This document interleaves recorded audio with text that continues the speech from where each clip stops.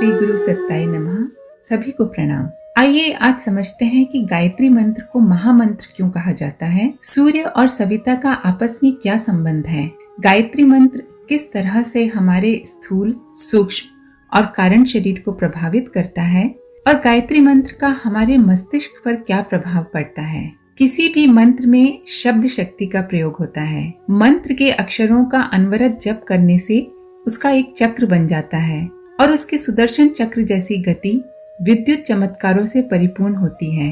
मंत्र शब्द भेदी बाण की तरह काम करते हैं जो साधक के अभीष्ट लक्ष्य को भेदते हैं। शब्द विज्ञान, स्वर शास्त्र की सूक्ष्म धाराएं गायत्री महामंत्र में जिस विज्ञान सम्मत ढंग से मिली हुई हैं, वैसा संगम अन्य किसी मंत्र में भी नहीं हुआ है। गायत्री मंत्र के 24 अक्षरों का गुंथन इस प्रकार जुड़ा हुआ है कि उसके उच्चारण से जिह्वा, मुख और तालु की नाड़ियों पर ऐसा दबाव पड़ता है कि जिसके कारण शरीर के विभिन्न भागों में स्थित शक्ति केंद्र जागृत हो जाते हैं। गायत्री के उच्चारण मात्र से सूक्ष्म ग्रंथियां जागृत होकर अपनी शक्ति प्रकट करने लगती हैं। जो काम योगी जन कठोर तप साधनाओं के द्वारा लंबे समय में पूरा करते हैं, वही काम गायत्री साधक थोड़े से समय में ही आसानी से पूरा कर लेता है। प्रत्येक वेद मंत्र का एक देवता होता है जिसकी शक्ति से ही वह मंत्र सिद्ध एवं फलित होता है। गायत्री महामंत्र का देवता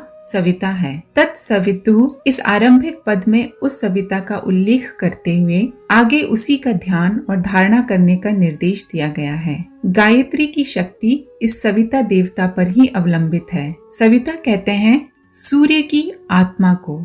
स्थूल विज्ञान की दृष्टि से सूर्य मात्र एक अग्निपिंड है। इस भ्रम में नहीं रहना चाहिए कि गायत्री महामंत्र की शक्ति इस अग्निपिंड सूर्य पर अवलंबित है। ये तो मात्र रोशनी और गर्मी देता है। ये सब तो बिजली की मशीनों से भी प्राप्त किया जा सकता है। इतने मात्र के लिए किसी की उपासना नहीं की जाती। जैसे मनुष्य की सत्ता का विश्लेषण करने के लिए उसके शरीर संबंधी जानकारी प्राप्त कर लेना पर्याप्त नहीं माना जा सकता, उसकी विद्या, बुद्धि, गुण, कर्म, स्वभाव, प्रवृत्ति, भावना, चेतना एवं आत्मा का पता लगाना भी आवश्यक होता है। उसी प्रकार सूर्य की आत्मा को भी जानना आवश्यक है। इसके बिना गायत्री मंत्र का साधक इस अग्निपिंड सूर्य के जान लेने मात्र से अपना प्रयोजन पूर्ण नहीं कर सकता। जैसे देह का निर्जीव कलेवर आत्मा की वजह से ही संसार में गतिशील रहता है, वैसे ही जड़ प्रकृति में जो चेतना दिखाई पड़ती है उसका कारण वह चेतना सागर है। ये प्रकाश पिंड सूर्य उस सविता का एक बाह्य शरीर या स्थूल कलेवर है, जिस प्रकार आत्मा का वस्त्र मनुष्य शरीर है। सूर्य की गर्मी और रोशनी हर किसी को दिखती है, यह उसकी स्थूल शक्ति है। सूर्य के भीतर एक और सूक्ष्म सत्ता मौजूद है, वह है जीवनी शक्ति। प्राणियों को उत्पन्न करने, पोषण और अभिवर्धन करने का विश्वव्यापी कार्यक्रम उस सूर्य की आत्मा पर ही आधारित है।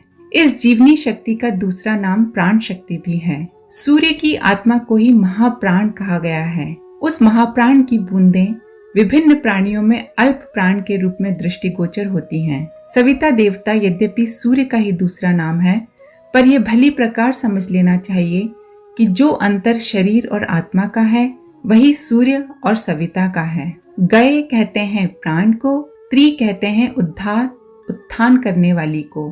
प्राण शक्ति का उत्थान करने वाली विद्या ही गायत्री महामंत्र है और उसी का एक अंश अपने में धारण करके गायत्री उपासक अपने आप को धन्य बनाता है। सूर्य के माध्यम से प्रस्फुटित होने वाला महाप्राण जो कि सूर्य की आत्मा है, वह परब्रह्म परमात्मा का वह अंश है जिससे इस विश्व ब्रह्मांड का संचालन होता है। एक से अनेक बनने का ब्रह्म संकल्प ही महाप्राण बनकर फूट पड़ा है। यह निर्झर जिस दिन तक बह रहा है उसी दिन तक सृष्टि है।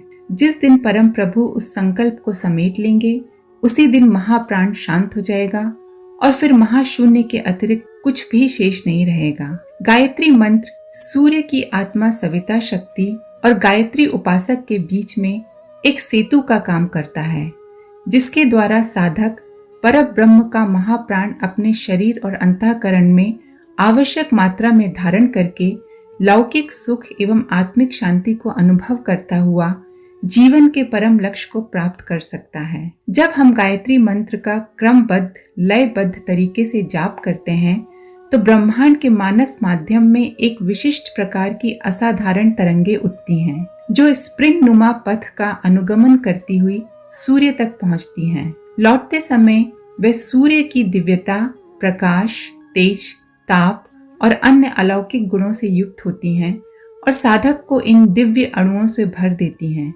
साधक शारीरिक, मानसिक और आध्यात्मिक रूप से लाभान्वित होता है।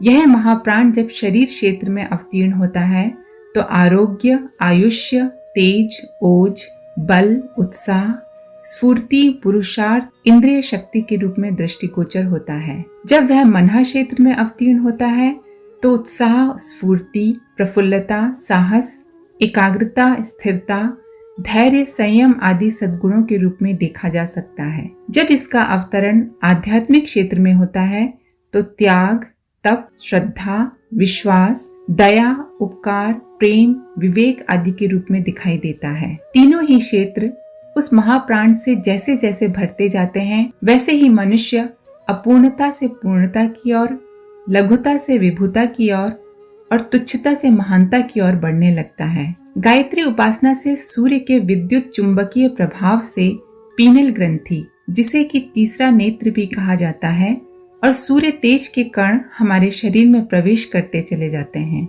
इस प्रकार प्राण शरीर विकसित होता जाता है और सूर्य के प्रकाश के समान हल्का, दिव्य और तेजस्वी होता जाता है। सर्वप्रथम अनुभव होता है भ्रूमध्य यानी दोनों भवों के बीच प्रकाश का होना। कुछ समय बाद व्यक्ति की नींद और भूख में क्रमशः कमी आ जाती है, मन स्वतः ही शांत हो जाता है और कुछ समय के जप के बाद दोनों स्वर ईड़ा और पिंगला साथ साथ चलने लगते हैं। गायत्री साधना से मस्तिष्क का दायां और बायां भाग दोनों ही अपनी उन्नत अवस्था में आ जाते हैं और दोनों के क्रियाकलाप के मध्य अधिक सामंजस्य बैठ जाता है, जिससे व्यक्ति की भौतिक क्षेत्र में काफी उन्नति होती है। गायत्री साधना से त्वचा की प्रतिरोधी क्षमता भी असाधारण रूप से बढ़ती जाती है। अंधकार रूपी विकार गायत्री मंत्र के प्रकाश से तिरोहित होते हैं, व्यक्तित्व निखरता है और स्थूल शरीर को ओजस, सूक्ष्म शरीर को तेजस और कारण शरीर को वर्चस्व उपलब्ध होता है। गायत्री मंत्र से सांसारिक कष्टों से मुक्ति तो मिलती ही है, गायत्री की सिद्धियां मनुष्य को अनेक प्रकार की भौतिक और दैविक संपदाओं से विभूषित कर देती है। आशा है आप लोगों को जानकारी पसंद आई होगी। सभी को धन्यवाद। ओम शांति। हमारे YouTube चैनल को सब्सक्राइब करें और बेल आइकन को दबाकर ऑल पर क्लिक करें ताकि नोटिफिकेशंस आपको मिलती रहें।